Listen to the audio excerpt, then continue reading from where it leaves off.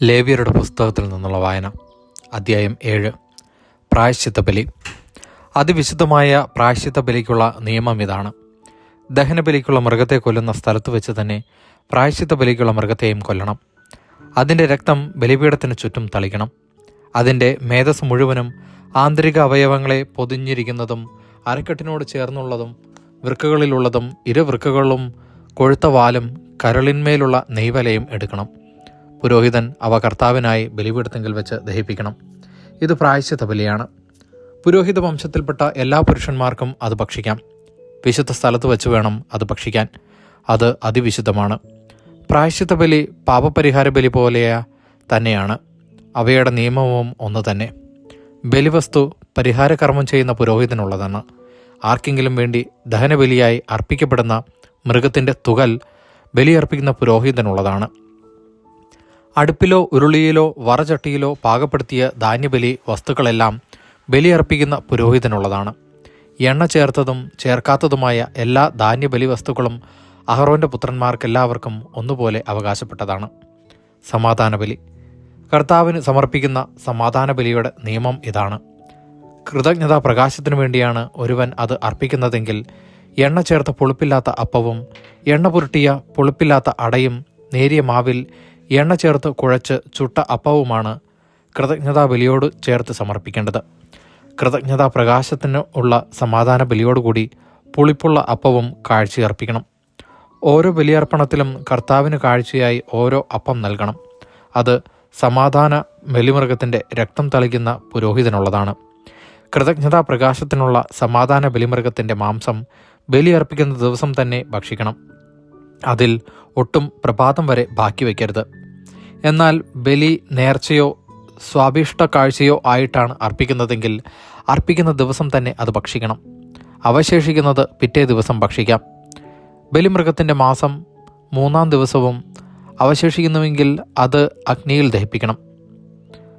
സമാധാന ബലിയുടെ മാസം 3-ാം ദിവസം ഭക്ഷിക്കുകയാണെങ്കിൽ ബലി സ്വീകരിക്കപ്പെടുകയില്ല. സമർപ്പകന് അതിൻ്റെ ഫലം ലഭിക്കുകയുമില്ല. അത് അശുദ്ധമായിരിക്കും. ഭക്ഷിക്കുന്നവൻ കുറ്റം ഏൽക്കേണ്ടി വരും. അശുദ്ധ വസ്തുക്കളുടെ സ്പർശമേറ്റ മാംസം ഭക്ഷിക്കരുത്. അത് തീയിൽ ദഹിപ്പിച്ചു കളയണം. ശുദ്ധിയുള്ള എല്ലാവർക്കും മാംസം ഭക്ഷിക്കാം. എന്നാൽ അശുദ്ധനായിരിക്കെ ആരെങ്കിലും കർത്താവിന് അർപ്പിക്കപ്പെട്ട സമാധാന ബലിയുടെ മാംസം ഭക്ഷിച്ചാൽ അവൻ സ്വജനത്തിൽ നിന്ന് വിച്ഛേദിക്കപ്പെടണം. അശുദ്ധമായ ഏതെങ്കിലും ഒന്നിനെ, മാനുഷിക മാലിന്യത്തെയോ അശുദ്ധമായ മൃഗത്തെയോ നിന്ദ്യമായ എന്തെങ്കിലും അശുദ്ധ വസ്തുവിനെയോ സ്പർശിച്ചതിനു ശേഷം കർത്താവിന് അർപ്പിക്കപ്പെട്ട സമാധാന ബലിയുടെ മാംസം ഭക്ഷിക്കുന്നവൻ സ്വജനത്തിൽ നിന്ന് വിച്ഛേദിക്കപ്പെടണം. കർത്താവ് മോശയോട് അരുളി ചെയ്തു: ഇസ്രായേൽ ജനത്തോട് പറയുക, നിങ്ങൾ കാളയുടെയോ ചെമ്മരിയാടിൻ്റെയോ കോലാടിൻ്റെയോ മേധസ് ഭക്ഷിക്കരുത്. ചത്തതോ വന്യമൃഗങ്ങൾ കൊന്നതോ ആയ മൃഗത്തിൻ്റെ മേധസ് ഒരു കാരണവശാലും ഭക്ഷിക്കരുത്. അത് മറ്റാവശ്യങ്ങൾക്ക് ഉപയോഗിക്കാം. കർത്താവിന് ദഹനബലിയായി അർപ്പിച്ച മൃഗത്തിൻ്റെ മേധസ് ആരെങ്കിലും ഭക്ഷിച്ചാൽ അവനെ സ്വജനത്തിൽ നിന്ന് വിച്ഛേദിക്കണം. നിങ്ങൾ എവിടെ പാർത്താലും പക്ഷിയുടെയോ മൃഗത്തിൻ്റെയോ രക്തം ഭക്ഷിക്കരുത്. രക്തം ഭക്ഷിക്കുന്നവൻ സ്വജനത്തിൽ നിന്ന് വിച്ഛേദിക്കപ്പെടണം. കർത്താവ് മോശയോട് അരുളി ചെയ്തു: ഇസ്രായേൽ ജനത്തോട് പറയുക, കർത്താവിന് സമാധാന ബലിയർപ്പിക്കുന്നവൻ തൻ്റെ ബലിവസ്തുവിൽ ഒരു ഭാഗം അവിടത്തേക്ക് പ്രത്യേക കാഴ്ചയായി കൊണ്ടുവരണം. കർത്താവിനുള്ള ദഹനബലി വസ്തുക്കൾ സ്വന്തം കൈകളിൽ തന്നെ അവൻ കൊണ്ടുവരട്ടെ. ബലിമൃഗത്തിൻ്റെ നെഞ്ചോടൊപ്പം മേധസ്സും കൊണ്ടുവരണം. നെഞ്ച് അവിടുത്തെ മുമ്പിൽ നീരാജനം ചെയ്യണം. മേധസ് പുരോഹിതൻ ബലിപീഠത്തിങ്കിൽ വെച്ച് ദഹിപ്പിക്കണം. എന്നാൽ നെഞ്ച് അഹ്റോനും പുത്രന്മാർക്കുമുള്ളതാണ്. സമാധാന ബലിക്കുള്ള മൃഗത്തിൻ്റെ വലത്തെ കുറക് പ്രത്യേക കാഴ്ചയായി പുരോഹിതന് നൽകണം. വലത്തെ കുറക് സമാധാന ബലിയുടെ രക്തവും മേധസ്സും അർപ്പിക്കുന്ന അഹറോൻ്റെ പുത്രനുള്ളതാണ്. നീരാജനം ചെയ്ത നെഞ്ചും അർപ്പിച്ച കുറകും ഇസ്രായേൽ ജനത്തിൽ നിന്നുള്ള ശാശ്വത അവകാശമായി സമാധാന ബലിയിൽ നിന്ന് അഹറോനും പുത്രന്മാർക്കും ഞാൻ നൽകിയിരിക്കുന്നു.